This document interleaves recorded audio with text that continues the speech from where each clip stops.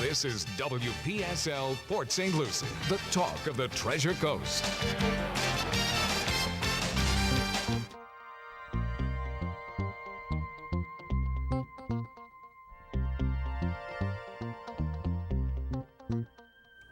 The views expressed on the following program are those of the program's hosts and guests, and not necessarily WPSL. However, we do encourage you to like and share them on Facebook, because this is a program that does not preach to the choir.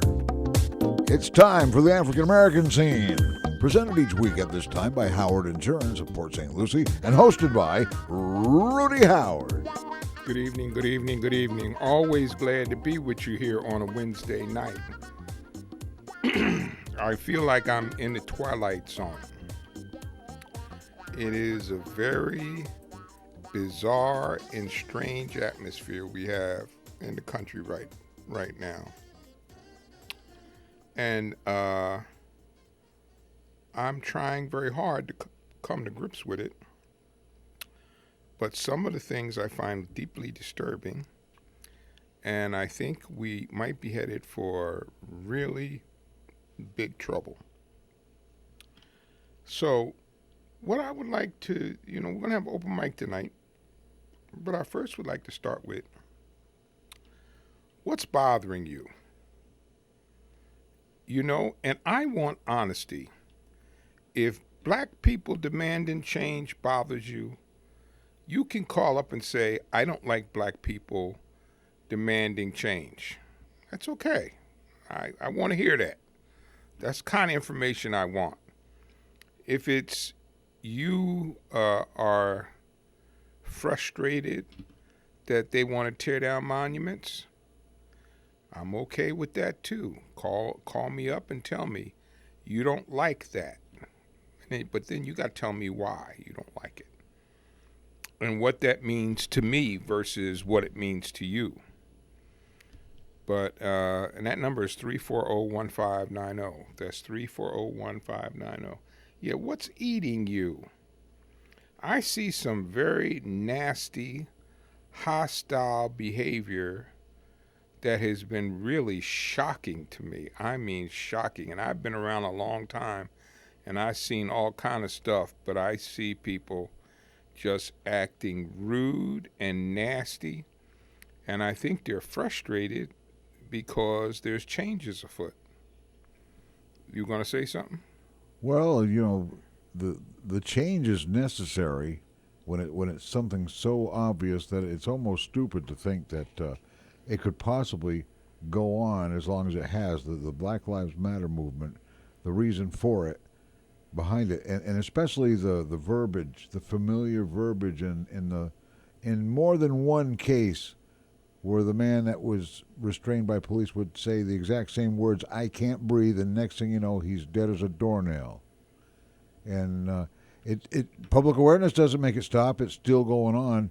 And, Rudy, this has been going on long before we've really noticed this. This has been going on quite some time. It's gone on for, listen, I told you a story before about what my father told me and my sister about if you're stopped by police, never stop in a dark spot. And that was his orientation from being a young man. He learned that and passed that on to me and said, don't do it. Now, I would have to say, for the most part, in Port St. Lucie, I've had no bad experiences with police in Port St. Lucie. I can say that clearly and without any equivocation. Now, there may be some people that have, but I can say I haven't. But we have Winnie on line one. Yes, Winnie. How you doing? Hi, Clifford. Sorry about that. Yeah, I see those saying there in the movement, Black Lives Matter movement, and so that they were riding on a golf cart or something. White people say white power, white power. Yes. They say they put on Donald Trump tweet or something. Donald Trump loved to tweet. They put on his tweet or something like that. It's another incident. People protesting by the white couple house, and the white woman had a gun waving, and her husband had a rifle. I know what they supposed to be, Bonnie and Clyde all over again. And he said, oh, yeah, that's terrible. I saw that, and you know what? She's an attorney. I found out that she was an attorney. How about that? Yeah. And she had her finger on the trigger too. She was actually pointing the gun towards the people as well. Yeah, she was. Oh, yeah. You think they could do something about that? I think they're looking into it. I don't know what they could actually do. That was obviously designed to intimidate people. And you have to be careful about that, because there's some people that are just crazy. And when you do stuff like that, they'll make you do something because they just nuts. They're gonna say, "Well, shoot me." Waving a gun into a crowd will get you shot. Yeah. Because somebody's going to defend right, themselves in that crowd. Yeah. That's not. That's dangerous. But that's a good example of some of the things I'm talking about. What as police officer, he got burned out, huh? The one shot the black guy in Wendy. Yeah. He got burned out, huh? Yeah. Well. Yeah. Burned out. Yeah. There's a lot of. I guess people are frustrated. That's why I started my show with allowing people to call up and say why they're frustrated.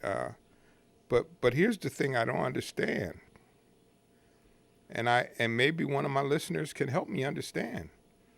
The things that Black Lives Matter and the things that people are protesting will have no personal effect on you.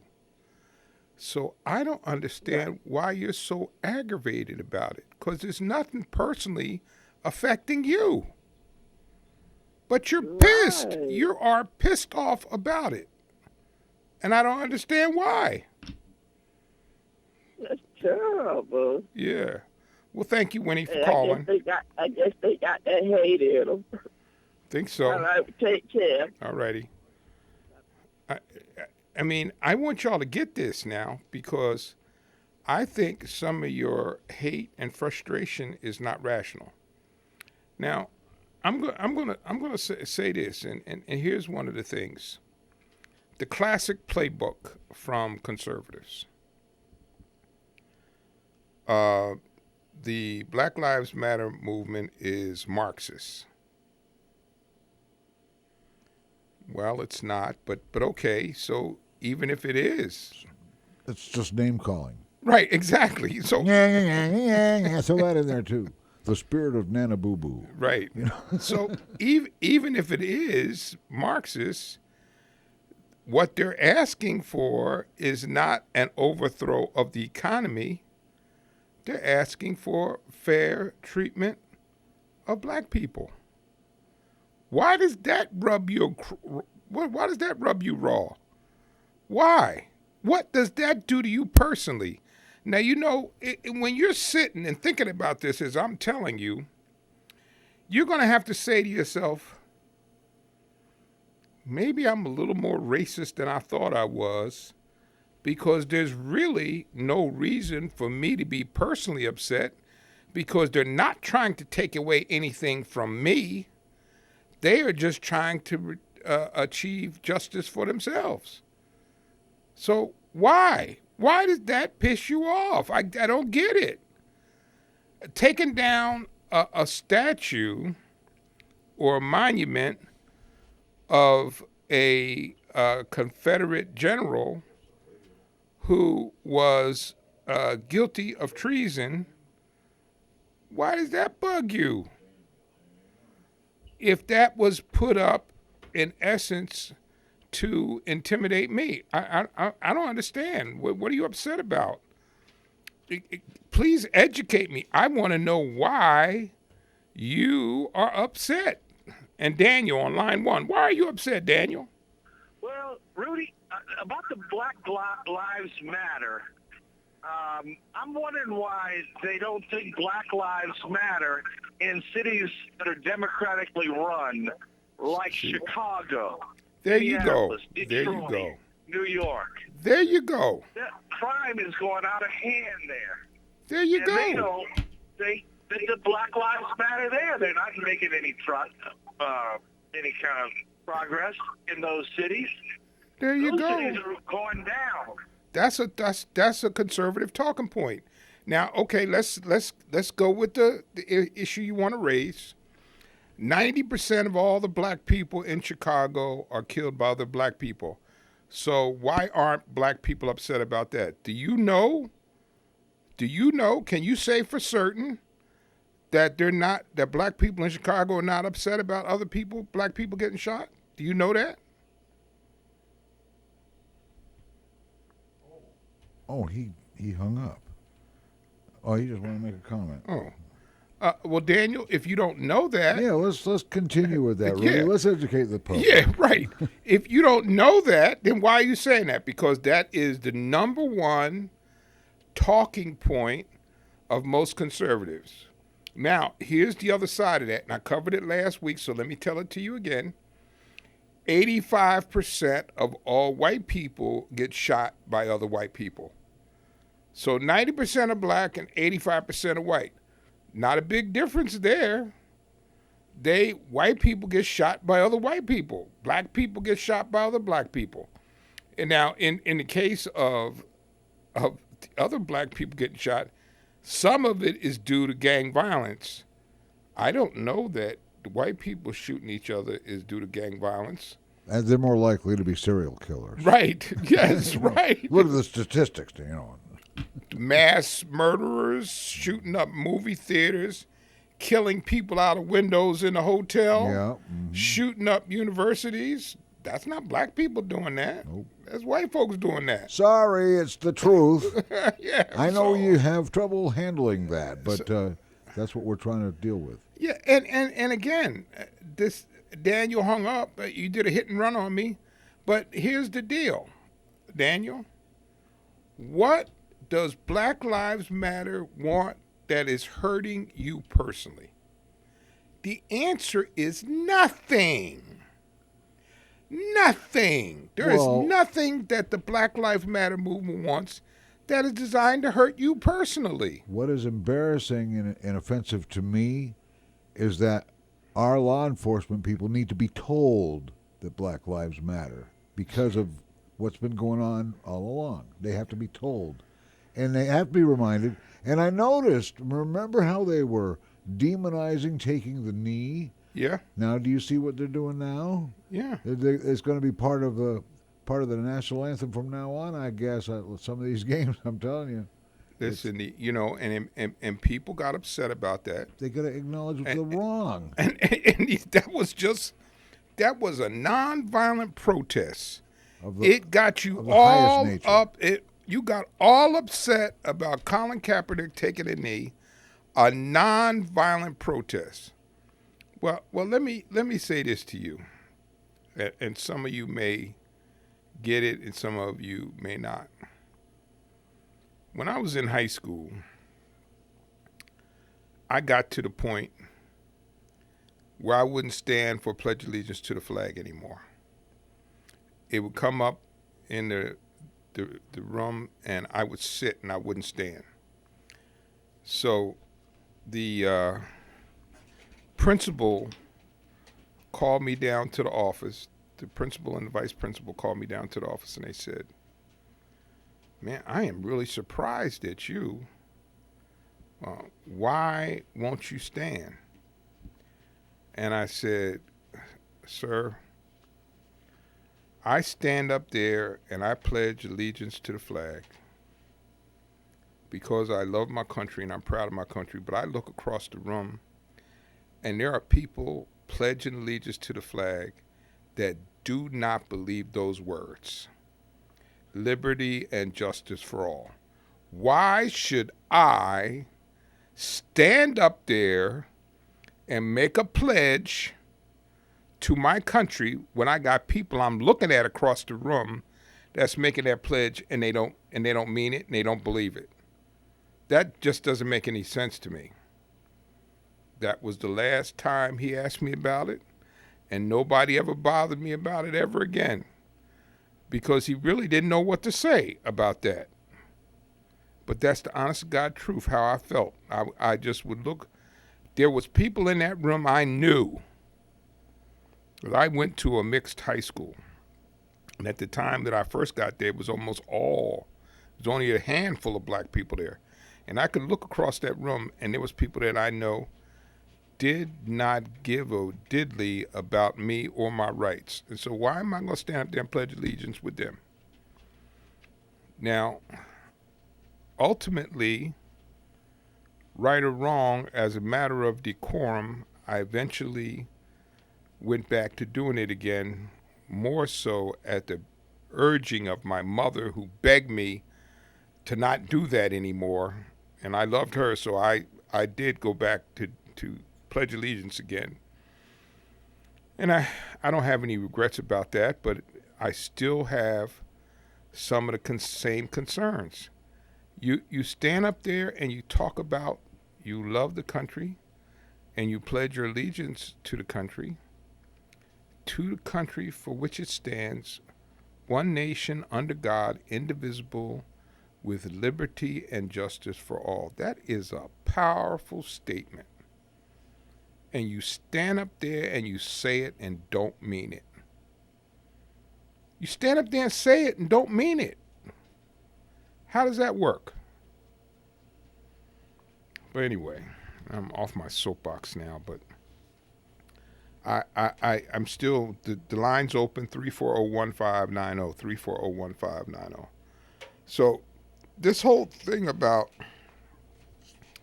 black lives being Marxist, I know most people don't even know what Marxism is, and there's several different forms of Marxism. The basic was Marx, and then Marx and Engels. Then you had Chinese Marxism, and then you had Russian communist Marxism. And Marx was basically a philosopher. Marx believed that all knowledge involves a critique of ideas. That's what Marx believed. Marx believed that all knowledge involved a critique of ideas. Marx is that instead of making abstract affirmation about a whole group of problems, such as human nature, knowledge, and matter, he examines each problem in a dynamic relation to the others, and above all, tries to relate them to historical, social, political, and economic realities. That's what Marx believes.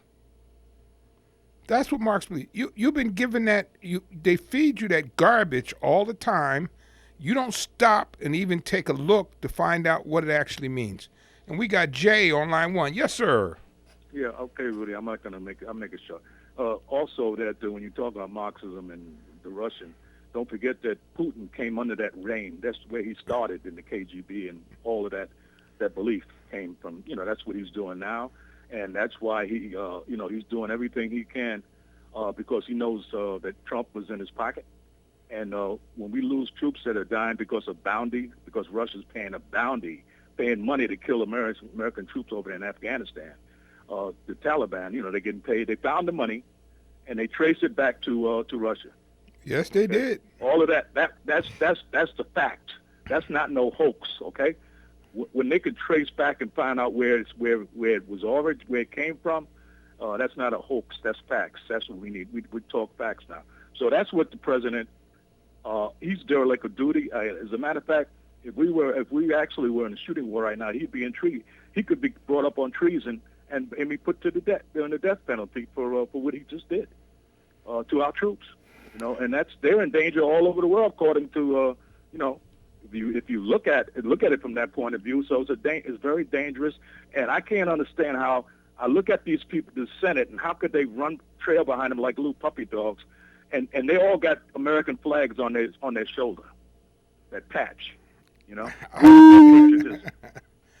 I don't know, Jay. Where is it? Where is the patriotism? Right. Hey, listen, you making me jump ahead, but let me. I had this. I was going to read it a little later, but since you bring it up now, here's what. Now, when President Obama kicked out the 34 Russians and seized the property, okay. Yeah, all right. All right. You remember that, right? I remember it well. Okay. Here's what Paul Ryan had to say. It is an appropriate way to end 8 years of failed policy with Russia. Now, listen to that now. An appropriate way to end 8 years of failed policy with Russia. And it serves as a prime example of the administration's ineffective foreign policy that has left America weaker in the eyes of the world. Then Republican Senators John McCain and Lindsey Graham, two of Russia's fierce critics, echoed Ryan, but also called for tougher congressional sanctions. What happened to them people? Yeah, especially Graham, because he's like he turned completely at 190. At least he was I guess when he was with his partner would be while he was alive, he was he was going along to get along. But now he's just making a complete. He's a puppet with Trump. He don't give. He's sold out. I don't know how the people are going to vote for him in North and South Carolina. I can't figure that out. I can't figure out how they can do that with him going along and not saying anything about. And he's in the reserves. He's in the Air Force Reserves right now as a lawyer in the Air Force. He's a lawyer in the Air Force, and that's what he does on part-time. And so he's connected with the military. How could he go back to any kind of drill, do anything with the military, and keeping his mouth shut? And he's sitting there in the Senate while soldiers are being shot at. They're being targeted by Russia through the paying the Taliban to do it. And here's the thing. Here's the thing that gets my goat. Yeah. Benghazi. They went Benghazi crazy. Yeah. Hillary is a disgrace. She allowed those people at the embassy to get killed and did nothing about it. And they went on and on, investigation after investigation after, and here crickets now. I'm telling you. Nothing. I remember that. And I remember the Secretary of Defense, I think it was Gates, came out, and when that happened, he said, he was the one. He was in charge of the military, even though Hillary Clinton was Secretary of State, but he has the last say. He said, we didn't have a strike force in the area. This is coming from the person that's in charge of the military. Right. At that time. He said we didn't have a strike force to get there in time, because it happened so quick. And he said we didn't have anybody, available to get over there to deal with it. And by the time we did get there, it was all over. And so that should have been case closed. But they just had a thing. Well, she's Secretary of State. Let's run her in the ground. Right. And that's exactly what they did. They brought her up to Congress. They grilled her for about 12 hours one night. Yep. And she stood there and answered every question that they put up there. She was she didn't care. She just stood right there and let them run their mouth, and she just had all the answers for everything they had to say. Well, thank you, my friend. Never forgot it. Yeah. Thanks a lot, man. Okay. Have a nice one. Appreciate you. Yeah. I got to tell you that really rubs me raw because I think about the Benghazi. I have had nasty words with a friend of mine about Benghazi, and I'm like, he's convinced to this day. There's people right now listening to me that are convinced Hillary did something wrong. She had 8 hearings, testified for 12 hours before Congress. Nobody's come up with an official indictment, but she's still guilty. Now, I want to see how you're going to act about this. How are you going to act about this? Our president aware that bounties are on American soldiers, and his weak self has done nothing because he's a wimp and he's weak. And this proves it. I've said it before. He's a very weak man. And this proves it. And also, you have to wonder. There's no, I'm not going to do to him what they did to Obama or Hillary. But you sure have to wonder what Putin has on Trump. You really have got to wonder why he is so reluctant to take actions against Russia. And here's the insult to injury. I don't know if you heard about this. We're hosting the G7.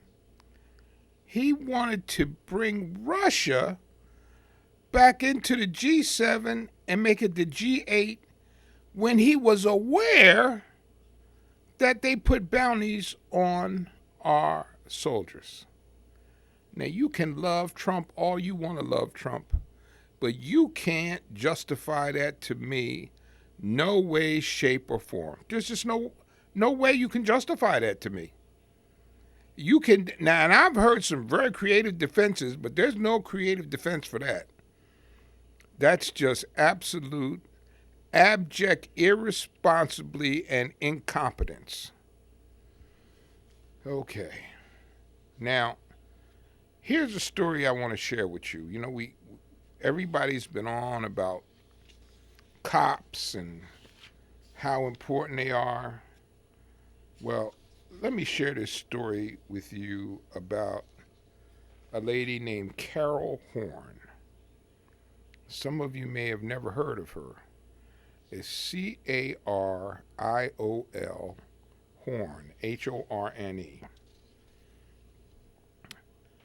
In 2006, Carol Horn had been a police officer in Buffalo for 19 years. She stopped a police officer from choking somebody who was in handcuffs. That officer, once he stopped, punched her in the face, and she got fired from the Buffalo, New York Police Department. Lost her pension. She was 19 years on the force, and she lost her pension because she was a good cop. She stopped the man from choking a person who was already in handcuffs. She was sued by that police officer for defamation of character, and he won an award for $65,000. The fact of the matter is he lied. He said she jumped on his back. From all that I have read, that was untrue. She pulled his arm off, but she did not jump on his back, and then he punched her for intervening. She was also sued by the attorney who represented her because the police union refused to represent her. They would not give her a defense. I had called, I reached out to her earlier today and asked her to call in hopes that I might be able to get her on the phone. As a result, she has been homeless. Now, this is what happened to a police officer who did the right thing. She didn't break any laws. She did not have any graft. She simply stopped an officer from injuring a handcuffed man. And most officers will tell you, and I know some good, wonderful police officers, once you have them handcuffed, especially with their hands behind their back, they're really under control. What are they going to do? Even if they wanted to run with their hands behind their back cuffed, how fast are they going to be able to run? So what was the point of trying to choke this guy after you had him handcuffed with his hands behind his back? So I have posted this on Facebook, and I have asked everybody to repost it because they finally, in light of what's going on now, they're looking at trying to get her pension reinstated. So we'll see. I hope she does. Regarding calling the show and making a comment, this is a call-in talk show. So if you're going to call the show, please don't ask the engineer to tell Rudy something, because I don't do drive-bys for people. If you want to say something, be a man and call the show. Give us your first name and we'll let you on the air. And say whatever you want to. 340-1590. That's right.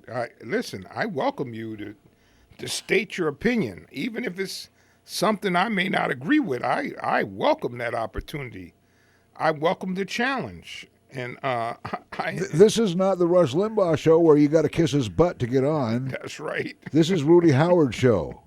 That's the African American scene. Okay. So I just want to reiterate, this lady was in 2019, she lived in a homeless shelter.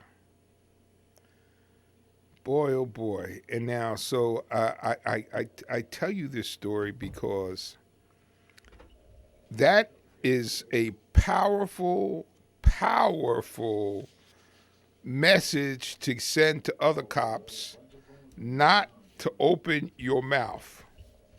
That is a powerful message to other cops not to open your mouth, because they literally ruined this woman's life because she had the nerve to try to stop a person from doing an illegal hold.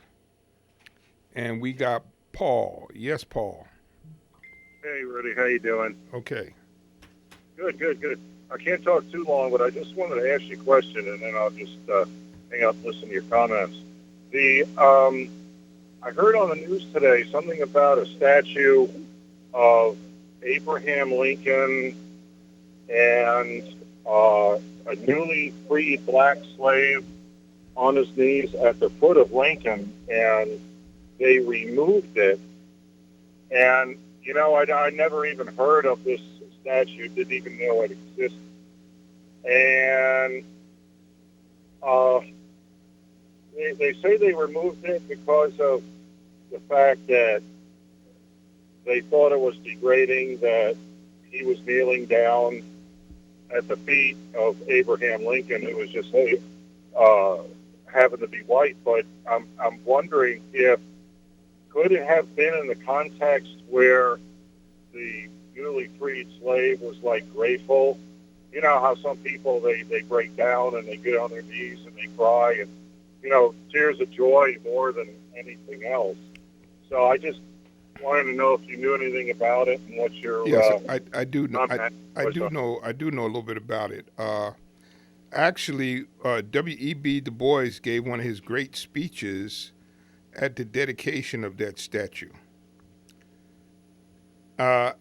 He praised it, and then he criticized it for the manner in which it was presented. Now, if you're asking me, do I think that statue should be taken down? That one I'm not sure about. And I am really very solid on a lot of those monuments coming down.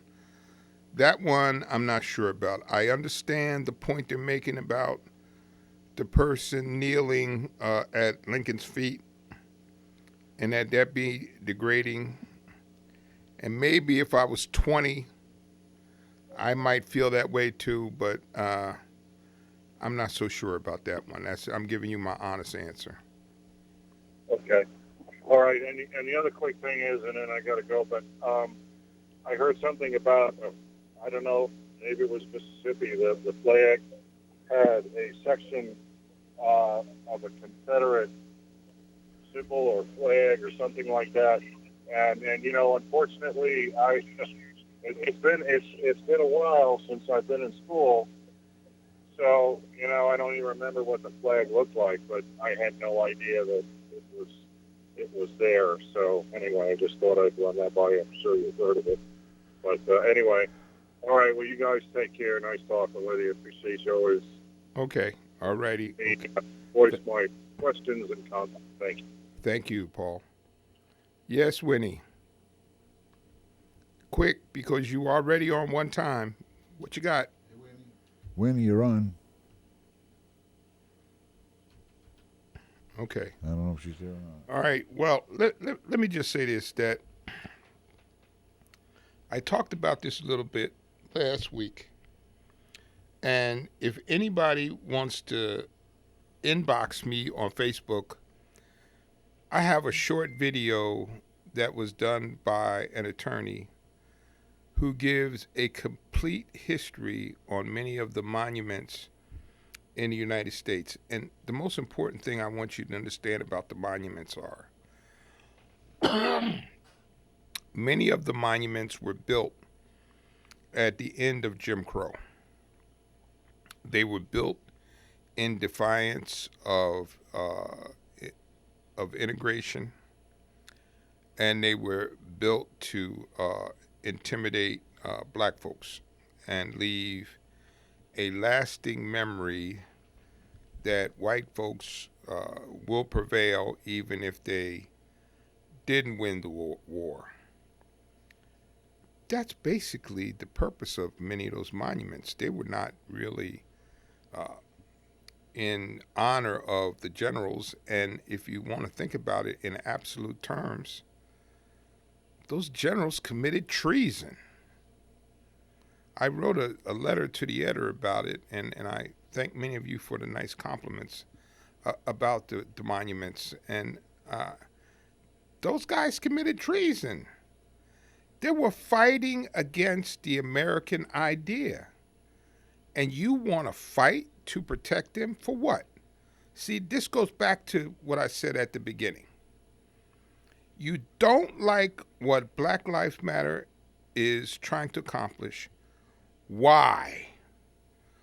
What is it doing to you personally that black people are seeking fair treatment from police? How does that affect you personally? It doesn't.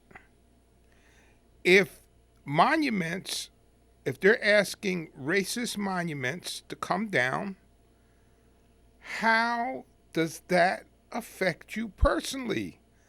It doesn't. So I'm going to ask you now again, and I know some of you are doing this. You got to go sit in a corner somewhere and put your thinking hat on and say, why am I offended by that? And you know what? You're not going to like the answer that you come up with, because there's not many options for why you're offended when it's not anything that's going to hurt you personally. And I'm going to keep driving that point home to you. Removing monuments does not hurt you personally. Black people seeking proper justice does not hurt you personally. So why are you upset? Why are you mad? Why are you screaming and yelling at other people and having outbursts? For what reason? Because somebody wants change? Well, let me give you, I gave you this history last week, but let me remind you once again. One of the first major protests in the United States against police brutality, you know when that was? 1910. 1910 was one of the first major protests against policing that occurred in New York City. A massive march of people trying to stop. It's only 110 years, Rudy. Just 110 years. That's all. Here in the USA. Wow, that's scary. And I'm gonna tell you something else, all you Second Amendment people. While your thought of who the Black Panthers are is very negative, let me tell you why Black Panthers was originally created. It was created because black people in Oakland were being abused by the police. So the Black Panthers came together to stop the abuse of black people by the police. That's the truth. Now, how many years ago was that? And here we are in 2020, and we're still tackling the same issue. Why? Why are we still tackling the same issue in 2020? For the same reason that good cops don't let the bad cops continue to be bad cops. If they help the bad cops along, they're not good cops. That's exactly right. You know, I saw a speech by the Boston police chief that was quite impressive, and he said, "We don't like bad cops." He said, he said, "I will defend my men to the end of time, but I don't like bad cops. And when I find them, I kick them off the force." Just like, you know, the waiver of the agreement for wrongdoing by police. I don't know why that's a big deal. They are so upset about that. Why? If you're a good cop and you're doing what you're supposed to do, then you don't have to worry about getting caught up in that. If you're not pushing people down and standing on people's necks, then you don't have to do that. Because you know what? Good cops with a high degree of self-confidence don't act that way. They just don't. They carry themselves in a way that gives you, that they command respect. So I'm just going to say this to you, and for all of you that are so opposed to Black Lives Matter, let me tell you, let's talk about how it was created. Black Lives Matter was created in response to what happened with Trayvon Martin, okay? And then subsequently what happened to Michael Brown in Ferguson. Now, I've got people, a person that I know very well, that has fought with me about Michael Brown, and all I've ever said about that is, I don't think we ever got all the information. And his opinion is because Michael Brown had a past, it was okay to kill him. No, it wasn't. No, it wasn't okay to kill him, even if he had a past. That wasn't okay.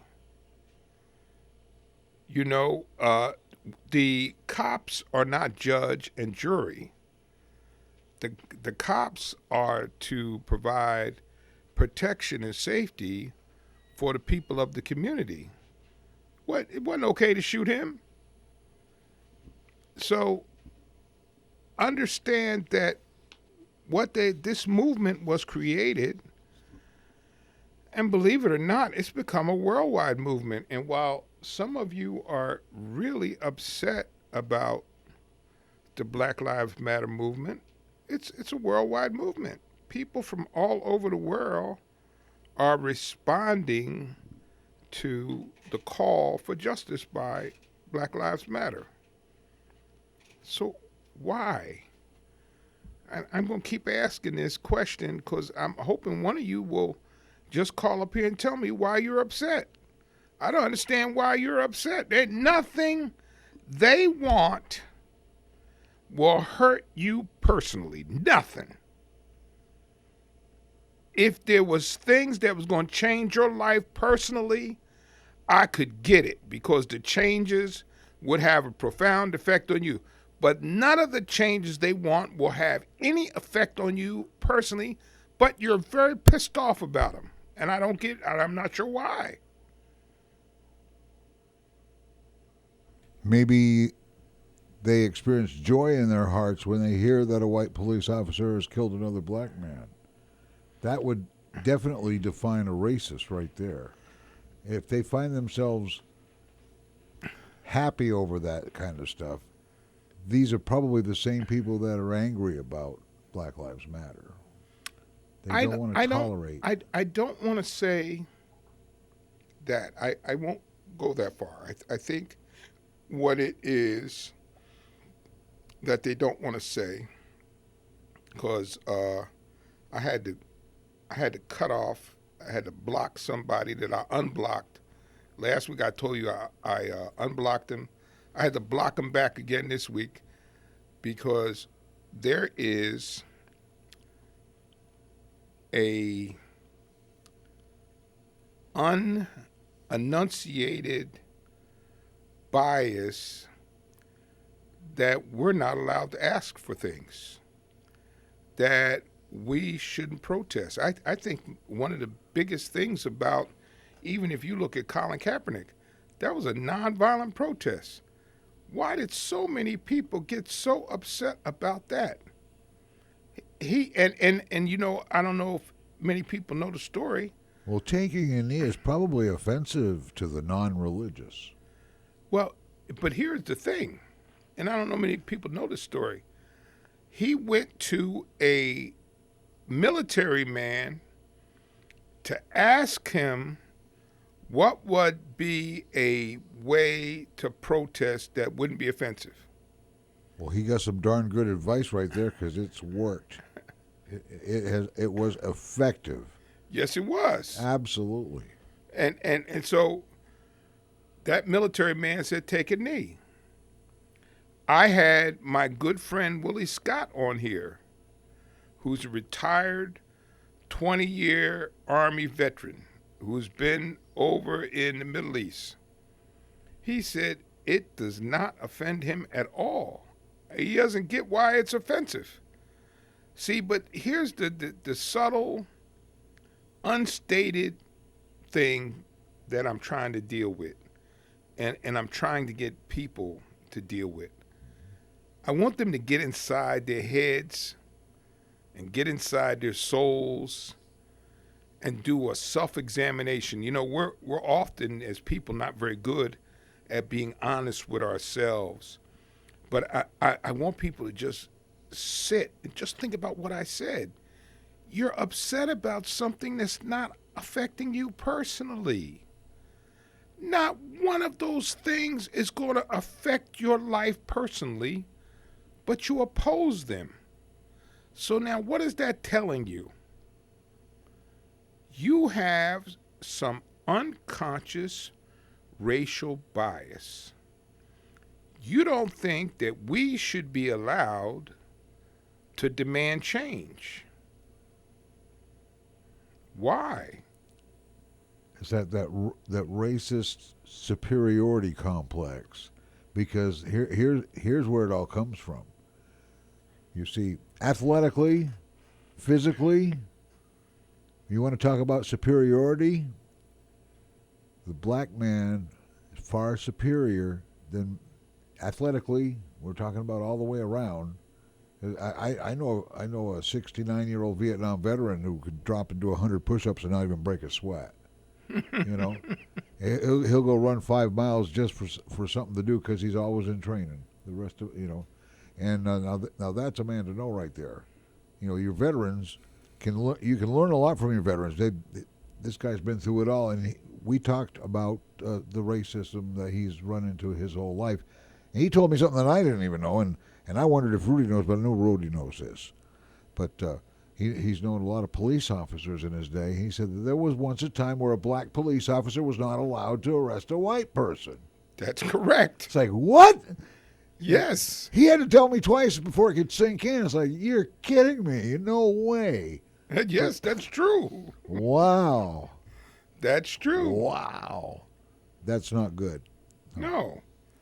But see, you know, all of those little indignities are like tiny paper cuts. Yeah. And you get 1,000 of them, and all of a sudden you got a gush of blood. They're all little things that add up one by one by one by one, and then you go. I saw a lady, the lady that did it got fired. It was on Facebook this week. A black lady was at a hotel with her 2 kids, and they were in the pool. And the white lady who was in charge came out and said, "Why are you in the pool? You people always do this." And she said, "Lady, what are you talking about?" And she showed her key to the hotel room. And the lady said, "I want to know your name and what room you're in." Well, the end of the story is that lady got fired. She lost her job because the lady took a video of what happened. And she was with her 2 kids. Her 2 kids A customer had to watch her go through that, which is ridiculous. But anyway, I have to say, you know, I hope my wish, my desire is that I made you really think, and that you may disagree with me, as many of you tell me sometimes you disagree with me, but I make you think. I hope this is one of those nights that I made you think. And I hope you come up with some good answers. And I'd like to thank you so much for listening to the African American Scene.